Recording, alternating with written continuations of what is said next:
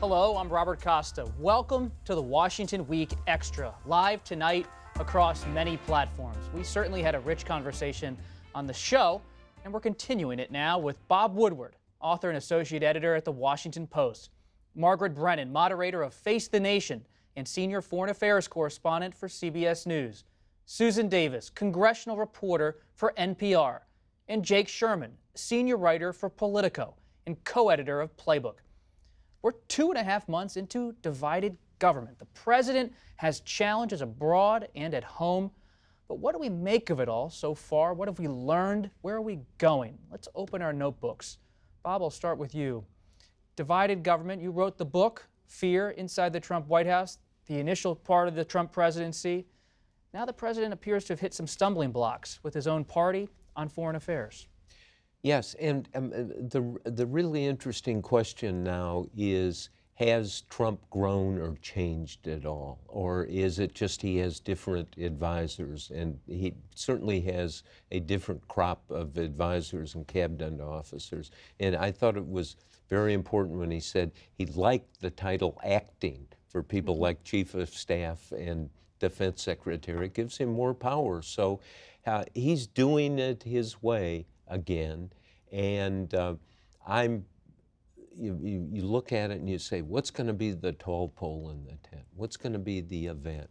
Is it in foreign affairs, in North Korea, the Middle East somewhere, the economy, China? I don't know. Margaret, you mentioned Secretary of State Mike Pompeo during the broadcast. How is the president working with Pompeo? Is that relationship an enduring one on foreign policy, even as the talks with North Korea seem to fall apart? Well, it's clear coming out of Hanoi that the National Security Advisor John Bolton kind of won the argument, and Secretary Pompeo would argue he did too, in terms of setting some real parameters for the president to say what is and is not enough. Let's be clear here. North Korea is still making enough fissile material and has between Singapore and Hanoi to make about 6 to 8 nuclear weapons. They're just not testing. They're a growing threat. But the idea that diplomacy remains alive in any way is to the credit of Mike Pompeo, because he has kept envoys on the ground, continuing to engage. And really, it's one of the few things that Democrats will give the president even some credit for on the foreign policy front, that he's even going this route at all. But I think there are so many huge things that we could and should be talking about as a country, including what's happening in Afghanistan right now. You know, the president campaigned on the same thing President Obama did. We're out of Afghanistan. Right now, you're having a huge argument about this draft agreement to withdraw troops that the United States is cutting with the Taliban. There are so many things being argued about. And as Bob just brought up, it's interesting to see who the president has started to listen to. It was surprising he listened to Bolton coming out of those North Korea talks, because many people really focused on the fact he wasn't in the room for a lot of the conversation going into it. Really interesting on Afghanistan too, and on Syria, that Lindsey Graham, who is not the Secretary of Defense, seems to be making really persuasive arguments from the outside on what the president should be doing with U.S. troop presence in Syria and on the battlefields of Afghanistan. So it's still kind of hard to come up with what the Trump doctrine actually is going to be here. Sue, when you look at the House of Representatives, Speaker Pelosi, we talked about in the show, it's a power struggle between her and President Trump. She's had a lot on her plate, some success in pushing back the Republican agenda, but also debates over Israel within her caucus. She's dealing with tensions about how to handle the investigations on Capitol Hill. What's your reporting reveal about her inner circle and how she's been handling it so far? You know, I think the next 2 years, Nancy Pelosi is going to be one of the most fascinating figures. I mean, she has been, but in some ways, how the next 2 years play out really will define her legacy in Washington. I mean, she's the first speaker since Sam Rayburn to have the speakership, lose it, and get it back. And I think she is kind of seen in that caliber of speakerships and what she does with that power. Being able to get the speaker's gavels back when a lot of people campaigned saying they wouldn't vote for her, and a lot of those people ended up voting for her. The way she held the caucus together during the shutdown. I mean, she's had a lot of early successes. The thing that I think that is always important to remember about Pelosi is she's one of the most seasoned pros at the table right now. And I think she has been maybe undercut a lot of her career, but she's one of the smartest tactical politicians that I've ever covered. She knows where almost all the time where the votes are in her caucus. She knows knows where her party is. And I think a lot of the story is, oh, they're divided on this, they're divided on this. I think the difference between Republicans and Democrats is that Republicans were divided and they derailed their legislation a lot of times. Democrats are divided, and at the end, most of them still want to be a yes. So the fundamental push of the Democratic caucus is generally to move the ball forward versus blow it all up. When you think about Speaker Pelosi, yes, the Mueller report hovers out there as something that's probably coming soon. We'll see when the exact release of that is, when it goes to the Justice Department. But when she says she's not moving right now toward impeachment, does that say to the country she's willing to work with President Trump in a serious way on infrastructure, prescription drug reform, prescription drug pricing? Or is that stuff really off the table when you talk to top Democrats? Very difficult to say. President Trump has said his top legislative priority is passing the new NAFTA, the USMCA as he calls it. The White House is actually acting quite good on that to get it done, and they are working with Pelosi.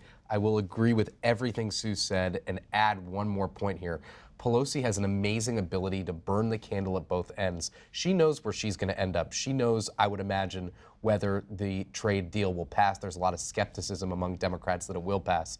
She brought in Bob Lighthizer, the U.S. Trade Representative, for a big talk in front of her caucus this week, and the White House kept telling me, this is a great sign. Pelosi's letting our guy in, and I just kept thinking about all the times where Pelosi has just let the string play out for months at a time, and everybody ended up coming around to her position anyway. You said the White House has been pretty good in dealing with Congress on trade. Do you mean U.S. Trade Representative Bob Lighthizer? Has he actually been able to build a rapport with Democrats? He and C.J. Mahoney, who are the two top trade officials, United States trade officials, they've been listening, which is good. And the White House Legislative Affairs team on the House side is actually quite able and has done a good job in the past at putting things together to the extent they've been able to with a president who changes his opinion a lot. But they haven't messed up yet, and that's a big thing on something as complex as a trade deal. But in the end, when Boehner was the speaker and they had a majority, they always talked about themselves being a blocking majority. They stopped things. And if Pelosi can only stop things, if everything gets stopped really in the Senate and there's no scorecard where you can say, hey, this is what we accomplished.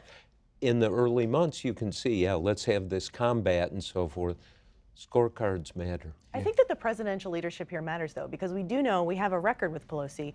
She was speaker, or she was a leader under Bush, and she worked with a Republican president, right? And they did actually pass legislation together. I think she has proven herself to be willing to cut deals with Republicans. I'm not as convinced that this is a White House that wants to have a legislative accomplishment with Nancy Pelosi. Well, it may be even more of a risk for the Democrats to hand that ahead of a 2020 race, too.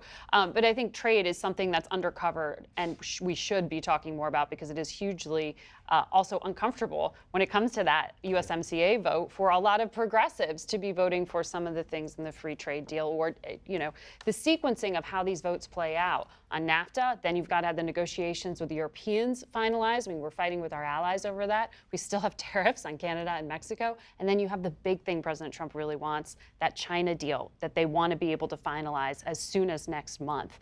And Nancy Pelosi knows that the sequencing of that it is important. Get the deal with your allies so you can pressure your enemies like China. Let's finish for a moment on the 2020 presidential race. We have a lot of new voices, new figures jumping into the race. One of them is former Texas Congressman Robert O'Rourke, also known as Beto O'Rourke. He was in Iowa this week. You covered him in the House. I know he's gotten a lot of attention for his Senate race last year against Senator Ted Cruz, but you've observed him up close for a few years when he was more of a backbencher in the House. A serious contender, someone to pay attention to, or what should we know about him after having reported on him? I think Sue would agree. I'll let her veto this if she disagrees. I don't think former Congressman O'Rourke made a big mark on Congress in any way. He was as you mentioned, a backbench member who had served for 3 terms. There are perhaps thousands of backbench members who serve for 3 terms that don't even merit a footnote in history in many cases, I would say. I think he has gotten a bunch of endorsements. People like him. I understand a lot of his colleagues intellectually understand the appeal. It'll be interesting to see how he frames his experience as a member of Congress, which is really not his only, but one of his chief calling cards. They also talk so much about in the 2020 field about lanes, and Beto is interesting because I'm not sure exactly what lane he fits into. He's not the obvious electable lane. He's not the diverse lane. He's not the progressive lane. He's actually much more of a centrist. So I think it shows that there is a lot of room in the field. But I think I'm curious to see how he plays in Iowa when he's not in Texas, when he's not running against Ted Cruz. Can he really win in Iowa? I don't know. I think experience really matters, and I think it's going to matter against Trump. And there are a number of candidates or prospective candidates like Joe Biden who can wear the experience label with great credibility. And I think that's going to be an issue more than how somebody's campaign rollout is. And there are just so many things. I mean, if we had a pool and, listed all these people and who's going to get the nomination, no one's going to win that pool. But Americans also proved they like their last two presidents were two of the most inexperienced candidates, right? Donald Trump and Barack Obama were pretty inexperienced candidates. I think the celebrity and the rhetoric, I mean, people are kind of looking for, in my interpretation of events at least, the soaring rhetoric of someone like Beto is such a contrast to President Trump's description of the world in very dark terms and very stark terms and very, I'm sort of keeping you from the abyss versus the aspirational rhetoric of Beto. It seems to me there's a lot, at least that the media is focusing on in terms of that descriptive characteristic, not what he ran on or what he legislated around. And my favorite development this week in 2020, Democrats picked Milwaukee at the site of their national convention. I love our friends over at Milwaukee PBS. Good beer, good cheese, good people. We'll leave it there tonight. That's it for this edition of the Washington Week Extra. You can listen wherever you get your podcasts or watch on our Washington Week website. While you're online, check out the Washington Weekly News Quiz. I'm Robert Costa. We'll see you next time.